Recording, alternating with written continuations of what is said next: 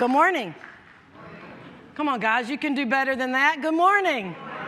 It's a beautiful day outside, and we're here talking about cybersecurity. What could be better than that? When my friends and colleagues at Johns Hopkins called me and said, will you give a talk? Now, I've learned back at NSA for the better part of my career, in fact, for most, pretty much up until the last 3 or 4 years of my career, they didn't let us out much. Right, Neil? So we didn't get out to talk, so this was all kind of new to us. So when I first started giving talks, I was really uneducated on the right questions to ask. So as soon as they called me, the first question I asked, does anybody know what that was? What time am I speaking? Because I've gotten the time slot of death right after lunch multiple times, and I've learned you pretty much have to cartwheel across the stage, stand on your head. I mean, because despite the fact that people are there, and I know they really want to pay attention, they're just so sleepy after lunch. So they said, oh, no, you're before lunch. So I'm like, that's great. And then they said, okay, would you do a panel for us too? And I said, well, sure, I guess I can do that. And guess when that is? Right after lunch. So I've already told my panel they're going to be the ones cartwheeling across the stage because I'm too old for that kind of stuff. But hopefully you'll come back after lunch and hear what those colleagues have to say. Now, the next thing they asked me, they said, okay, what we want you to do, Sherri, is challenge these people and be inspirational. And I'm like, oh my God, how am I going to do that? I follow Neil, and then I follow Harley, and I didn't realize that great video was going to be up there. And I'm like, oh my gosh, how can I do that? So I don't really know. So I kind of got to thinking, well, what were some of the great inspirational speeches of all times? And I'm sure you guys thought of the same few that I did right off the bat. The first one was Martin Luther King's, right? I've got a dream speech. Every one of us knows that. Every one of us knows how challenging and inspirational that is. And I'm like, no, I don't know if I can do that with cybersecurity. So then I thought, well, okay, what's next? And I look around, lots of you guys are too young to remember this. But what about John F. Kennedy's speech back in the 60s? Some of you who have worked as long as I have may remember. I was a baby when that happened, but I read about it.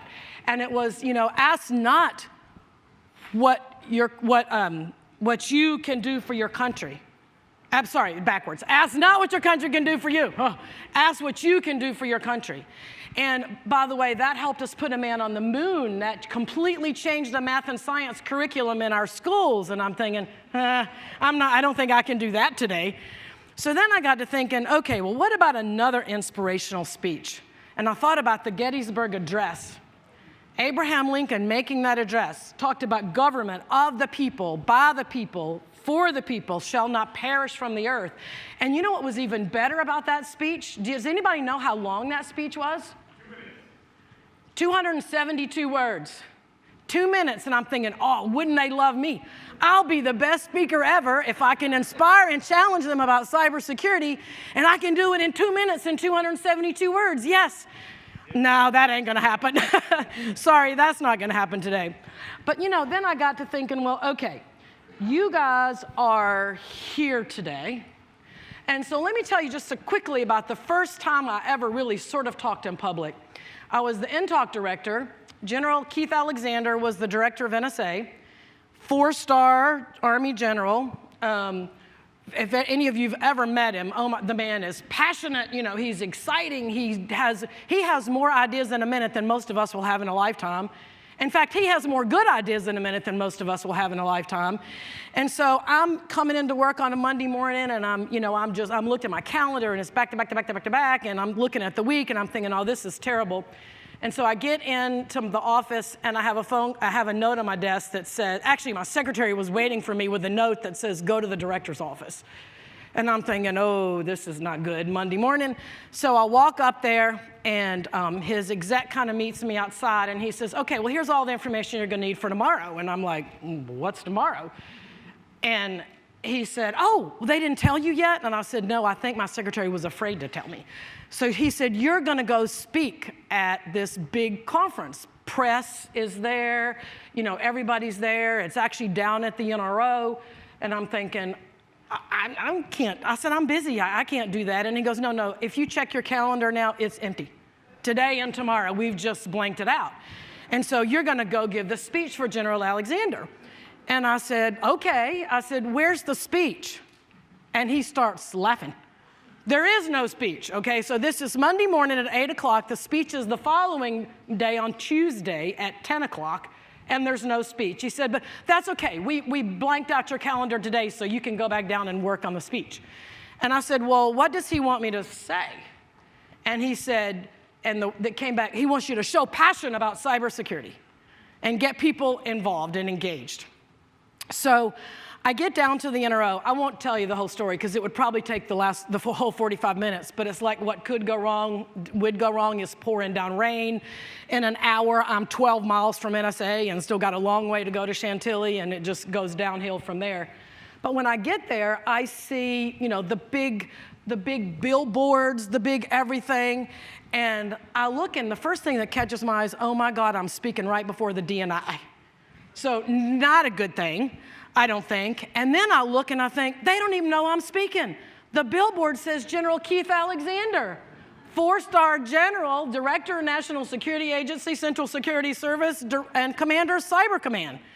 And I'm like, oh my gosh. So these people are all sitting there thinking that this 4-star general is going to come out and chat with them. And here I am going to walk out with my little speech that I wrote yesterday, right? So I did, and there was other really nasty things that happened, but I won't even go there. But I go out there and I say, okay, obviously, ladies and gentlemen, you were expecting General Keith Alexander, and obviously you can see I'm not him. First of all, I'm a her and not a him. Secondly, I'm not wearing green.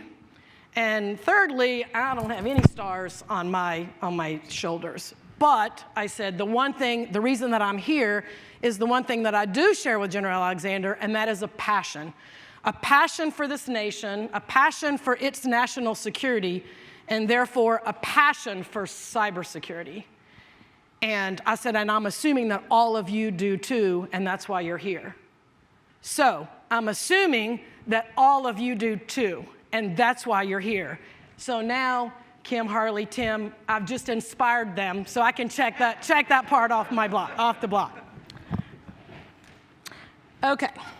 So I'm going to ask you a question. Sorry, I like to wander around, and this talk is kind of fresh right off the press, so if you don't mind, I'm going to carry my notes with me. So I'm going to ask you a question, and I don't want you to answer out loud. I don't even want you to raise your hand, but I want you to think about it. And that is, are you collaborating with colleagues and competitors on actionable threat intelligence? So let me say that one more time. Are you collaborating with colleagues and competitors on actionable threat intelligence? Now, my guess, if you're really honest, most of us would probably have to say no. We probably do some collaboration with our friends, but with our competitors, heck no. Why would we collaborate with our competitors?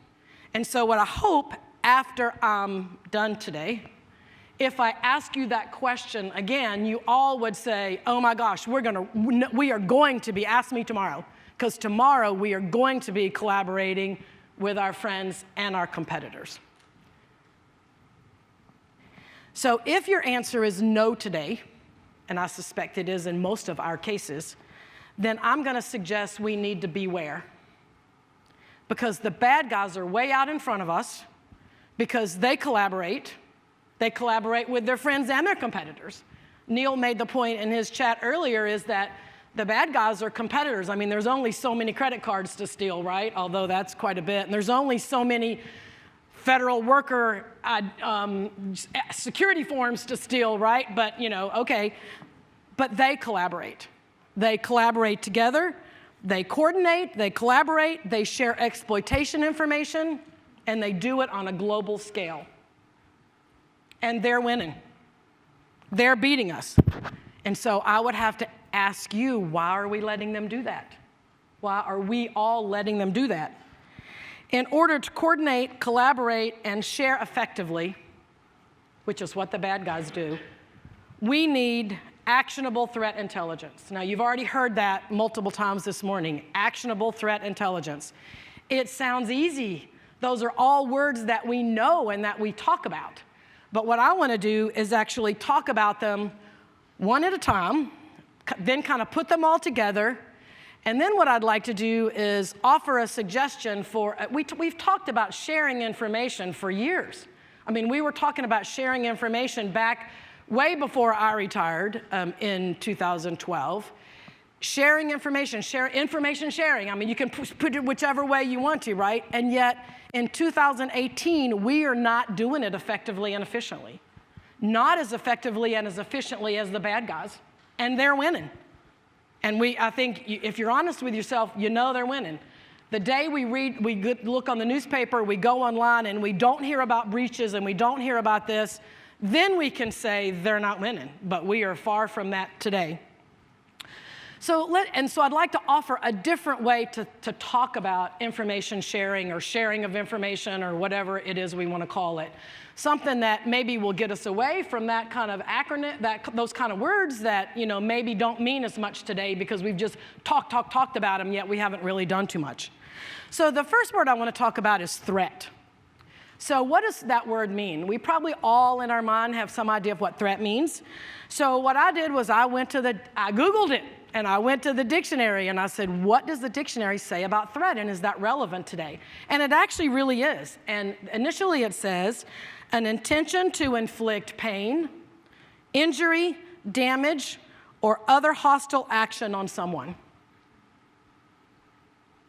So think about that.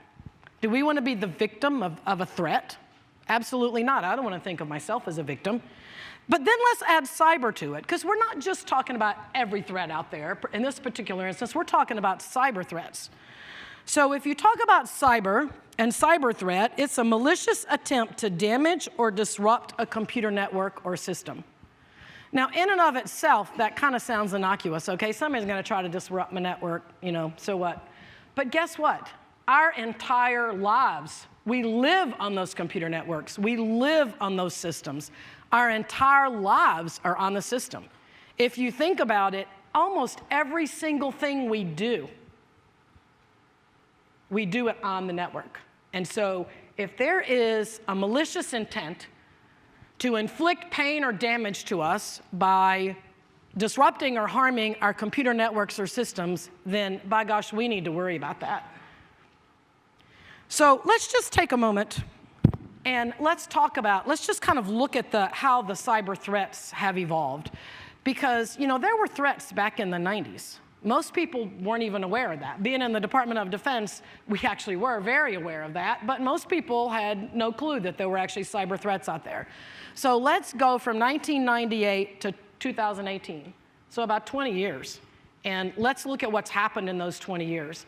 Now, 20 years seems like a long time, but if you look at the speed of things over the last 4 to 5 years, and you look at the not speed of ways that we have adapted to this or that we've tried to defend ourselves against this, you can see that there's a huge disconnect there. So first, let's look at the threat actors. Initially, we only had to worry about nation states, right? China, Russia, then eventually Iran. Now we worry about every nation state. So that's continued to evolve just with the nation states. It used to be that you had to have the resources of a nation state to really mount a serious attack on our networks. Not anymore. Not anymore. So we still worry about the nation states. The list of nation states which have these capabilities are growing, continuing to grow, continuing to be way more sophisticated than they were. When I was just retiring back, in 2012, just before that, Iran was just kind of coming on the scene. And most people said, we're not going to worry about Iran. And we said, oh, that would be a mistake. But now, if you look at where Iran is, oh my gosh, how they have evolved their tradecraft and sophistication in the numbers of people that they engage in that. So we still have to worry about the nation states. Then there are the criminals. The criminals are everywhere. I mean, you don't even have to worry about criminals in the US. You can worry about criminals in Romania, Bulgaria, Russia, China. I mean, pick a place. Not affiliated with the government, just conducting criminal activities. And actually, a lot of what we've seen is sometimes these I'll just say cyber people, work for the government by day, and guess what they do by night? They're criminals, and they do criminal activity. And even here, it is very difficult, given our definitions and our policy, which has not evolved much. What's the difference between an attack on us and criminal activity? I mean, the last 2 years of my life at NSA, I spent having that debate. And guess what? I'm not sure we've resolved it yet, and this is 6 years later. So that is problematic for us. But criminals. How many of you have gotten a note or something from your bank, an email, a call saying, hey, and they never say your information's been stolen. They say your information may have been stolen. And so, by the way, after tomorrow, your debit card, your credit card's not going to be any good. Come to the bank and pick up another one, or we'll mail you one. Actually, show of hands, how many people have gotten that? Okay, almost everybody in the room. And I'll tell you what, I've gotten 3 of them this year since January. And through nothing that I did or didn't do. I mean, I like to think I practice good security, but you have no idea what the bank has done with all of your information. So we have to worry about that. And then hacktivists arrived on the scene. Oh my goodness, these people who think they're working for a cause and they're going to do something, and now all of a sudden they have another tool to put in their arsenal. And we've seen all kinds of examples of activists, hacktivists caught wreaking havoc on the networks through using this activity. And then everybody said, oh no, terrorists don't have, they will never have this, they'll never have this capability. Well, we've proved them wrong, right? And the terrorists have even taken it and used it for a completely, they've really spun it. It's not necessarily about hacking into our networks. It's about using the networks to recruit. So they've put a completely different spin on that. And by the way, now that we're worried about terrorists, it doesn't mean we no longer have to worry about nation states. Now we have to worry about all of them. And oh, by the way, now you have to worry about a 12-year-old sitting in the basement, right, doing something. This is certainly one of these asymmetric activities. We've now realized it doesn't take nation-state resources to do something really bad. It can be an 11 or 12-year-old kid who just wants a challenge. And so now we have to worry about all of those people. So we see how the threat has evolved. What's the end game? What do these folks want to do? Well, at the beginning, I think we can safely say for a number of years, it was exploitation. They wanted to exploit our networks. They wanted to get information from us. And that's bad enough. And then we realized now they have tools that allow them to disrupt our networks. Really bad if the Department of Defense is in a conflict and their command and control network is disrupted. Really bad if the way they do transportation, that they transport food, bullets, guns, pick one, and all of a sudden that network is disrupted. And you have troops out in the field who can't eat. They run out of bullets because they don't have any of that.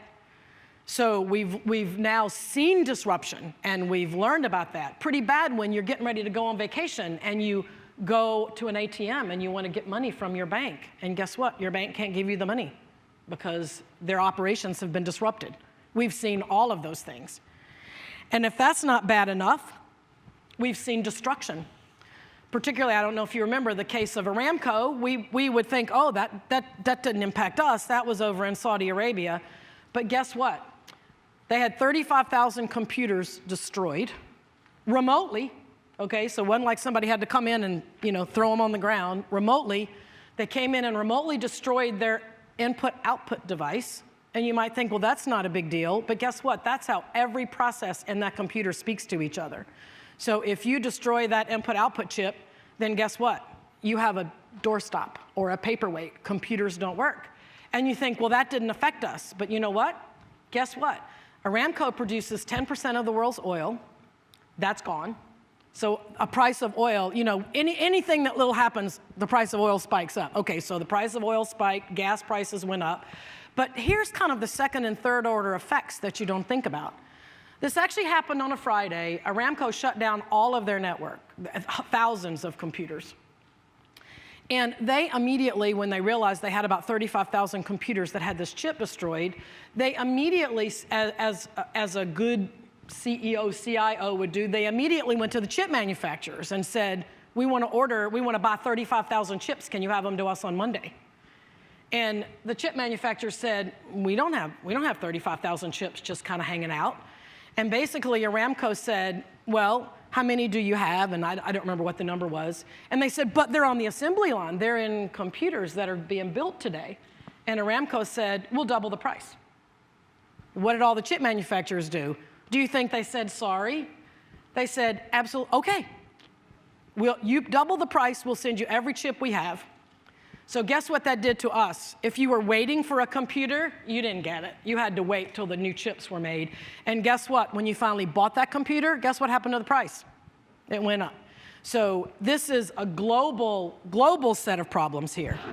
And then the last thing that's sort of evolved, and we're kind of waiting for the other shoe to drop in terms of what's going to happen next, is something that I've called subjugation, and that is we've seen all kinds of things where somebody comes in, they take over your computer, they encrypt your files, and unless you pay some sort of ransom or something, and that impacts all the way to us when it's pictures of my granddaughter, or all the way to a business if it's your payroll information, or if it's your intellectual property, a new formula, a new something that you've been working on. And now all of a sudden you're being held hostage to that.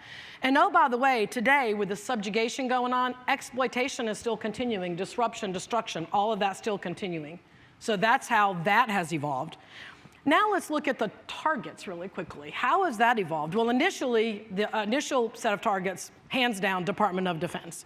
Everyone wanted to know what they were planning, what their command and control looked like, what the Joint Strike Fighter looked like. That was being built about that time. What the next Navy vessel was going to look like. What were we thinking? Are we going to buy more destroyers? Are we going to buy more aircraft carriers? How is all that going to work? Hands down, the Department of Defense. When I was the NTOC director, the Department of Defense's networks were scanned over 250,000 times an hour, every day, people looking for vulnerabilities. So that's a bit scary. But then guess what? People realized it's not all about the Department of Defense anymore.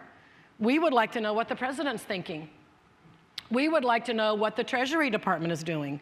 We want to know in the United States whether the rates are going to be raised on bonds and things when the Fed meets. We want to know all kinds of things like that. And so the entirety of government, not just ours, but we worry about ours, but not just ours, but the entirety of government, all the way down to the Agriculture Department. There are countries who have starving people, and they want to go to break into our Agriculture Department to find out how do we successfully grow products? How do we successfully grow plants and things? And so the whole of government really became a target. And then it became commercial industry. So up until 2004, 2005, I think mostly industry said, oh, that's a government problem. We're not going to worry about that. Well, they can go fix that. But then with Google coming out and saying we've been hacked, with RSA coming out and saying we've been hacked, and by the way, those are not Department of Defense contractors necessarily either, by the way. So the target set is the entirety of commercial industry, not just the Department of Defense contractors.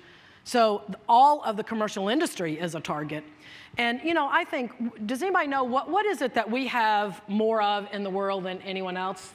And I'm proud to say this, and I think it's true. Do you know?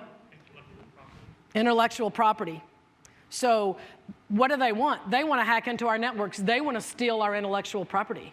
I mean, there have been, and I can tell you this story now, years later. Basically, the Chinese built a Joint Strike Fighter before we did. You looked at pictures of our Joint Strike Fighter and theirs, they look exactly the same. Exactly the same. And by the way, they fielded it before we did. And you know how they did that? Because they stole all the research. They didn't have to spend the years and years and years and billions of dollars researching it. They got it one afternoon with a few people. So commercial industry, all of you, because all of you, and by the way, not just industry itself, but you as an employee of industry. We are all targets because all of us have things up here, things in our accounts. We have jobs where we become valuable to them. So don't think that you're just no one. You are important too, as an employee, not just as a person. I'll get to that in a moment. Then it became critical infrastructure. And by the way, this is also interesting because who owns almost all the critical infrastructure in this company? The private sector, not the government. And so the private sector is now has to be in the fight wholeheartedly because of their intellectual property, because of the critical infrastructure. And then, oh, by the way, they want money from us. They want all kinds of things. So us, not even as an employee, just us as a person. So we are all targets. So if you look, oh my gosh, all of that has happened in the last 20 years and really been expedited because it was very slow up until about, the 2005-06 timeframe. And then so all of that pretty much has happened in the last 10 years or so for the majority of that. So that's kind of the threat part of that, so the cyber threat part of that. Now let's look at the word intelligence. So yeah, went and Googled that, and looked at Webster, and it says the ability to learn or understand and deal with new or trying situations. So if you just look at that definition that was in Webster, and certainly not written with cybersecurity in mind, it is completely applicable to our problem. We need to learn and understand what's going on, and then we need to deal with it, right? So it's just completely applicable. And now let's look at the word actionable. The last word, but maybe the most important word, is actionable. Able to be done or acted on. So that kind of sounds easy enough. So we need to learn. We need to understand about cyber actors, their methods, their end game, and we need to do it in a way that we can be timely enough to deal with it and act to block their attacks, to not let them meet their end motive. Easy, right?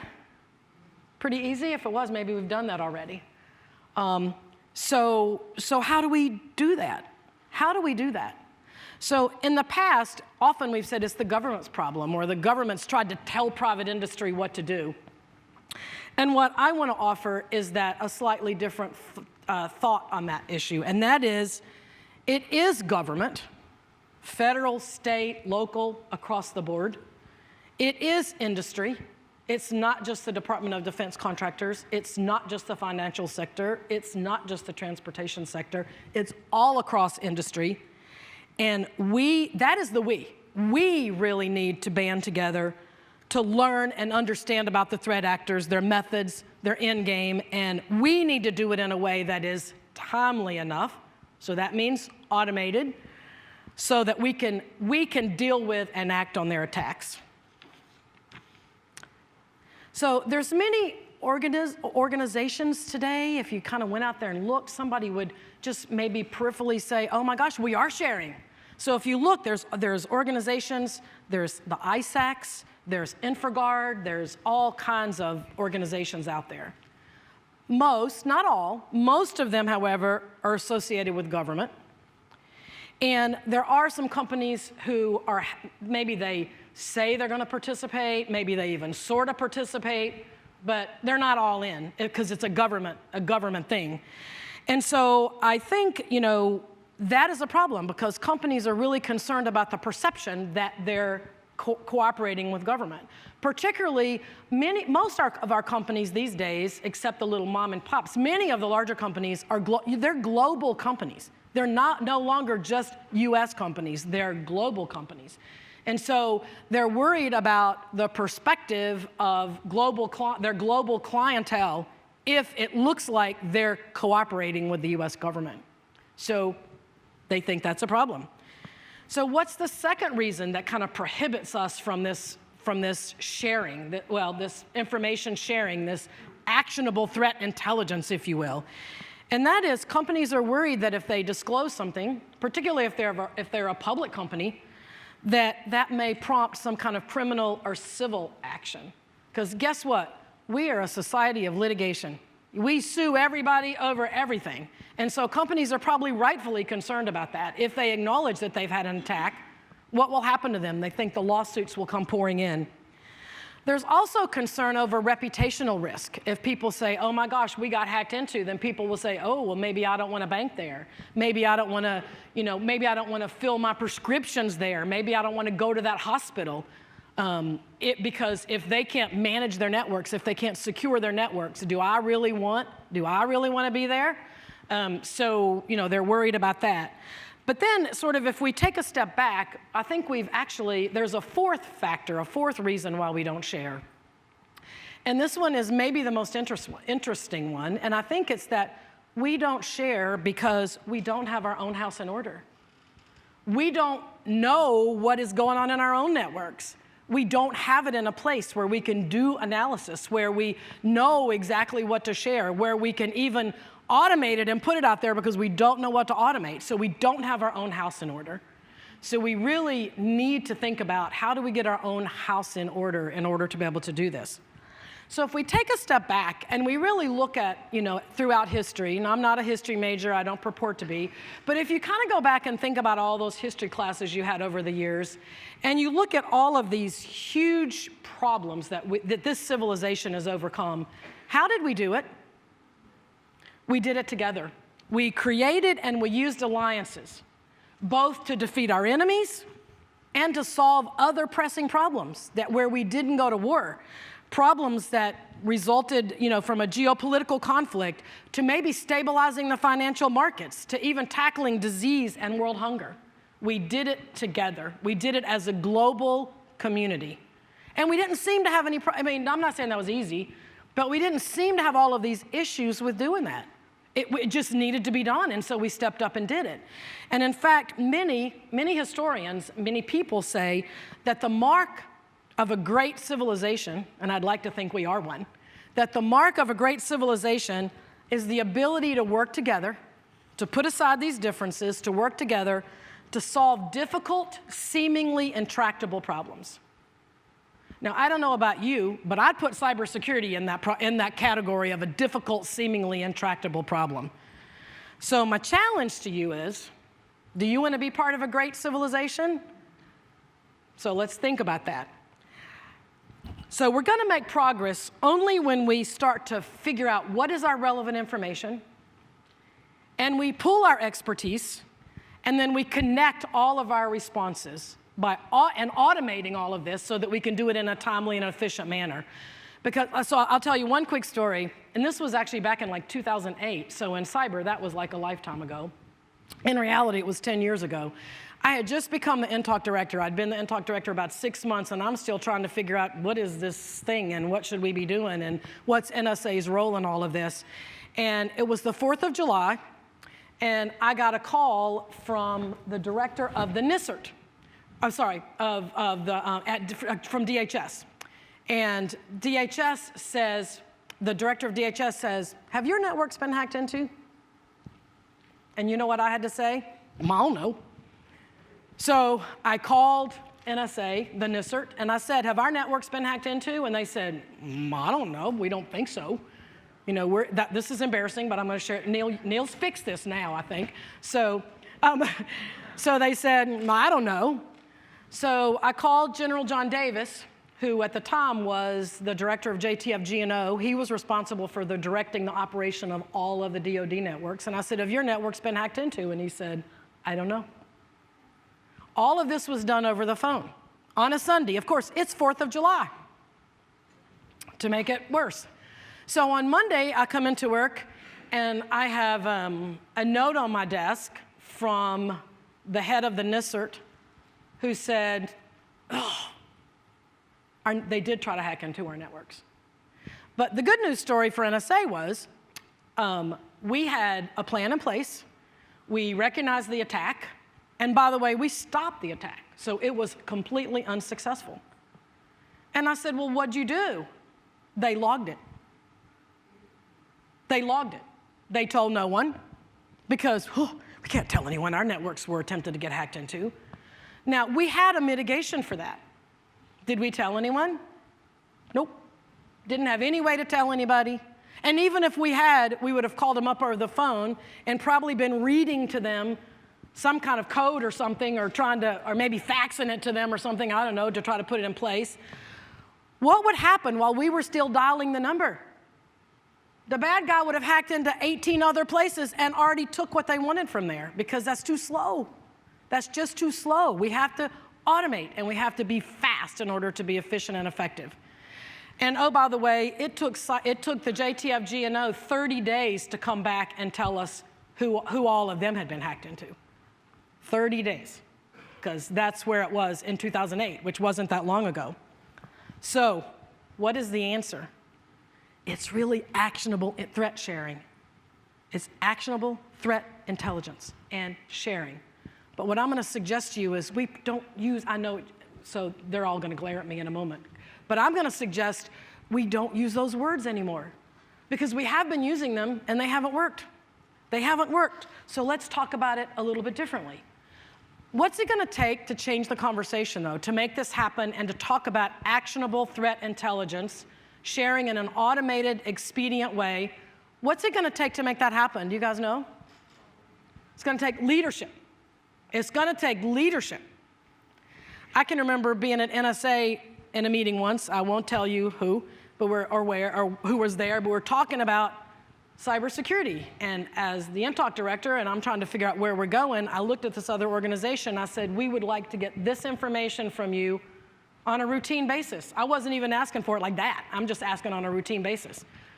And you know what? The person, the boss said, okay.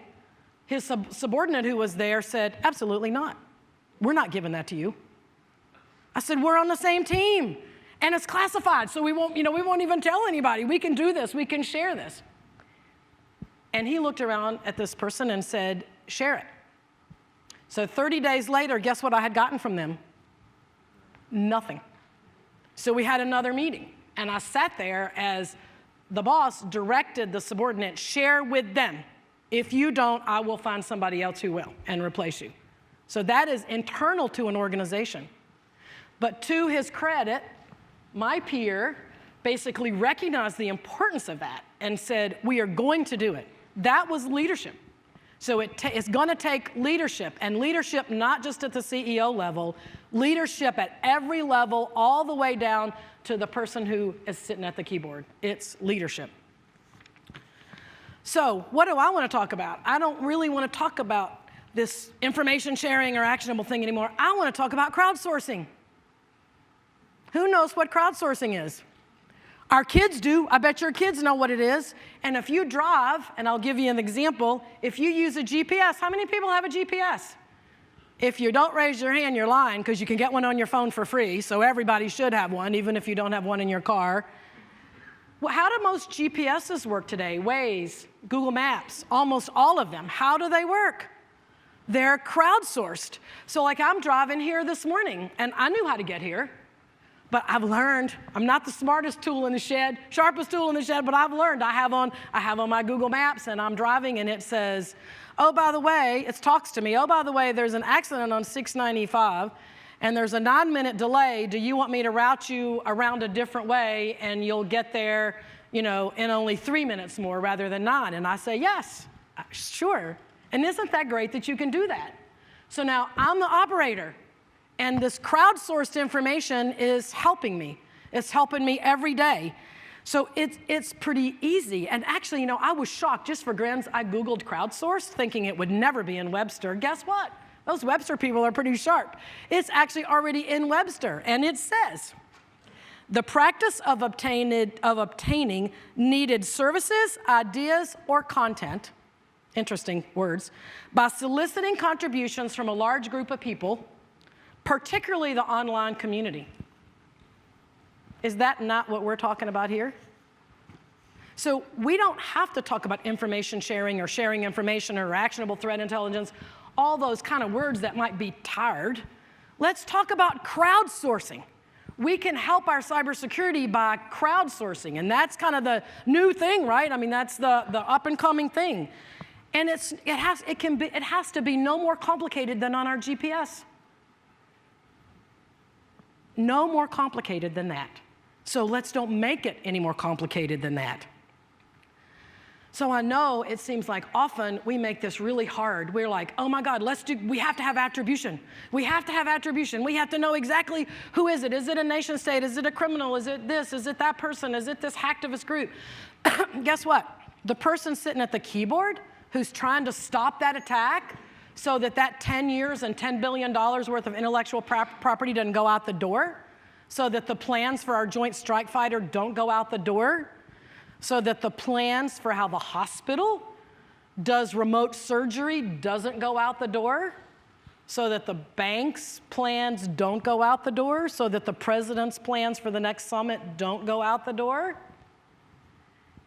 It's not that hard. Do you think that person cares about attribution?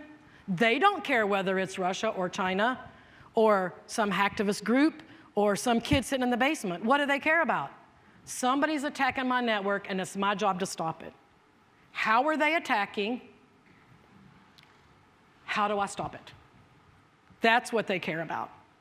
So if we want to talk about threat intelligence, we can talk about, oh yeah, they'll probably always want attribution. But let's talk about the driver of the car. Let's talk about the driver of the network, the operator of the network.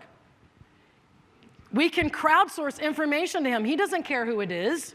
He cares what they're doing and how do I stop it. And we absolutely should be able to do that. People like Neil are brilliant. There's all kinds of technology out there. I claim this is not a technological problem. We are smart. We can, if there's some technology that's lacking, we can figure it out.